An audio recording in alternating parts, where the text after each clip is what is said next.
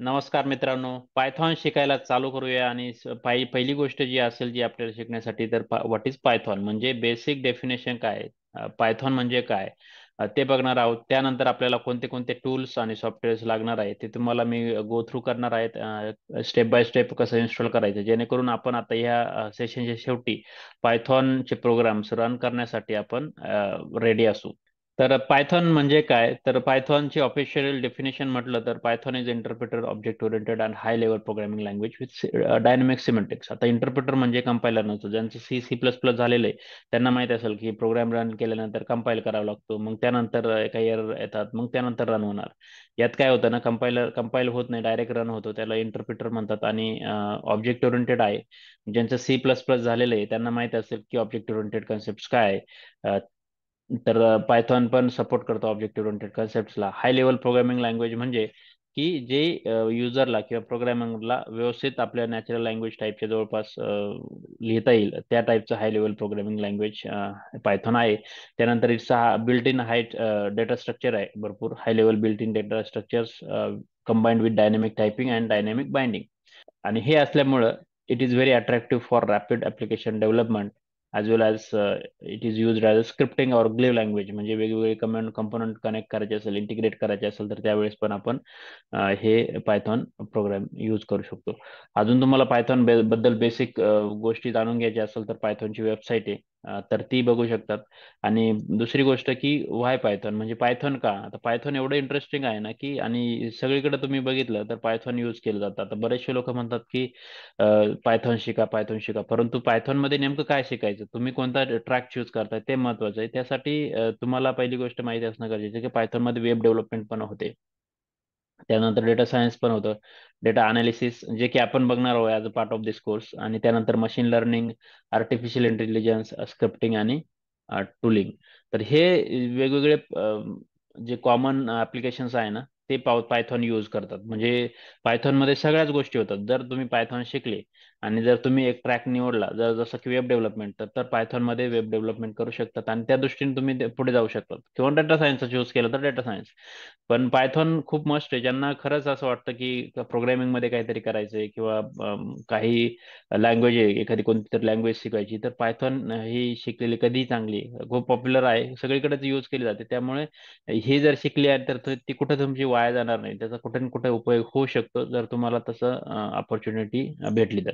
तर कुठे कुठे शिकायचं पायथॉन, तर बऱ्याचशा वेबसाईट्स आहे ज्या फ्री एडिटर देतात आपल्याला आणि तिथे आपण लर्न करू शकतो. फ्री ट्युटोरियल आहे, बऱ्याचशा बेसिक बेसिक गोष्टीपासून स्टार्ट करतात. datacamp.com, dataquest.io ही एक अजून चांगली वेबसाईट आहे जी मला आवडली. त्याच्यानंतर code academy is good one. python.land ही पण एक छान वेबसाईट आहे की जिथे तुम्हाला छोटे छोटे ट्युटोरियल्स असतात आणि ते तुम्ही ॲज अ कोर्स म्हणून स्टार्ट करू शकतात. तर ह्या वेबसाईट एक्सप्लोर करू शकतात. आणि python.org म्हणून पायथॉनची जी ऑफिशियल वेबसाईट आहे त्यात पण भरपूर डॉक्युमेंटेशन आहे, ते तुम्ही बघू शकतात. आणि म्हणजे ही जी वेबसाईट आहे ना जिथं python.org म्हणून जी वेबसाईट आहे त्यात तिथे सर्व आहे. पायथॉन व्हर्जन्स आहे, डाउनलोड्स आहे, डॉक्युमेंटेशन आहे, बाकीचे ब्लॉग्स आहे, अशा बऱ्याचशा गोष्टी आहे. पायथॉन बद्दल तुम्हाला जाणून घ्यायचं असेल तर ही वेबसाईट रेफर करायला काही हरकत नाही. तर आता आपण पायथॉन इन्स्टॉल कसं करायचं ते बघणार आहोत आणि त्यानंतर ज्युपिटर नोटबुक म्हणून एक इन्स्टॉल करणार आहोत, जे एक एडिटर आहे जिथे आपण प्रोग्राम लिहू शकतो आणि क्विकली रन करू शकतो आणि हे एडिटर ब्राउझरमध्ये रन होतं. तर ते आता बघूया आपण. आता पायथॉन डाउनलोड करण्यासाठी तुम्हाला ही python.org ही एक साईट आहे आणि त्यात डाउनलोड्स म्हणून एक सेक्शन आहे. म्हणजे आता इथं बघितलं तुम्ही डाउनलोड्सवर गेले तर ऑल रिलीजेस असतात. इथे ऑल रिलीजवर क्लिक केलं तर 3.11.4 ही जी आहे ती लेटेस्ट आहे, ते तुम्ही यूज करू शकतात.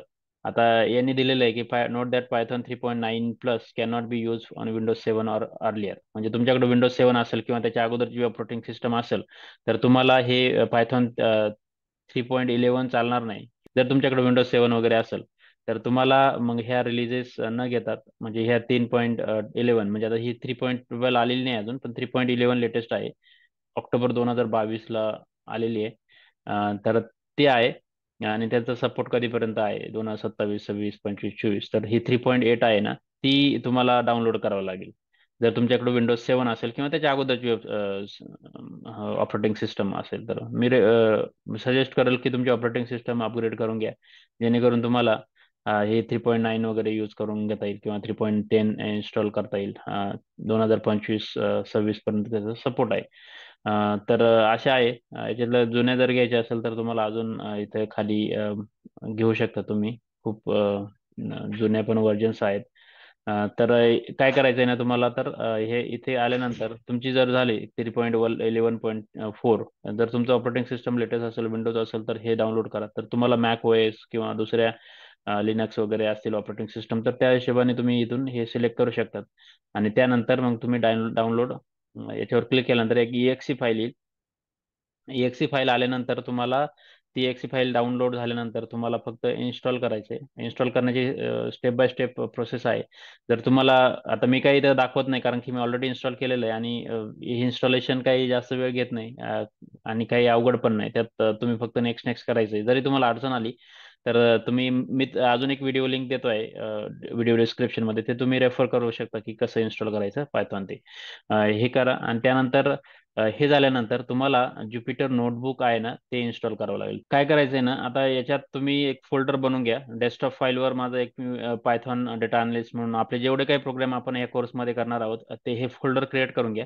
आणि हे फोल्डर क्रिएट केल्यानंतर तुम्ही एक CMD, याच्यावरती CMD टाईप करू शकता असं, जेणेकरून काय होईल ना, कमांड प्रॉम्प्टला हे जाईल. म्हणजे त्याच्यावर CMD टाईप केल्यानंतर डायरेक्ट ही कमांड प्रॉम्प्ट येते, आणि याच्यात मग तो आपला जो फोल्डर आहे, म्हणजे जो डेस्कटॉपमध्ये जो मी फोल्डर क्रिएट केलाय, ते ओपन होईल as a desktop Python data analyst म्हणून. तुम्ही या फोल्डरचं नाव काही देऊ शकता तुमच्या इच्छेनुसार, हरकत नाही.